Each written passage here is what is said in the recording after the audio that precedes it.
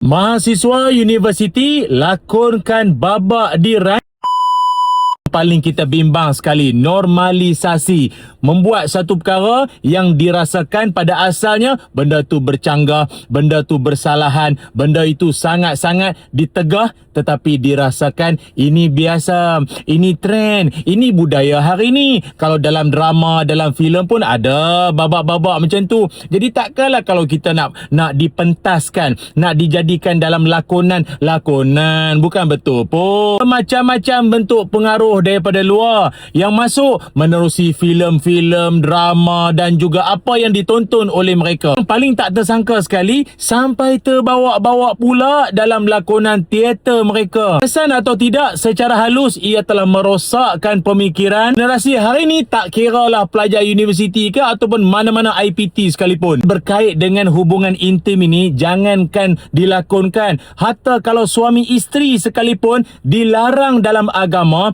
untuk nak menghebahkan kepada orang lain. Nabi Muhammad sallallahu alaihi wasallam bersabda, "Inna min asyarrin nasi 'indallahi manzilatan yaumal qiyamah ar-rajul yufdi ila imraatihi wa tufdi ilaihi thumma yanshuru sirraha." Sesungguhnya seburuk-buruk manusia di sisi Allah kelak nanti di hari kiamat adalah seorang lelaki maupun seorang suami yang mana dia melakukan hubungan intim dengan isterinya, dengan pasangannya, dan kemudiannya dihebahkan hubungan mereka, keseronokannya itu semua kepada khalayak, cerita pada orang lain. Itu sebab Imam Nawawi rahimahullah menjelaskan hadis ini sebagai satu bentuk larangan kepada kita, khususnya kalaupun kita berbahagia, seronok dengan pasangan, tak perlu cerita pada orang walaupun itu suami isteri yang sah. Apatah lagi tak menikah lagi pula. Apa benda nak cuba disampaikan pada masyarakat?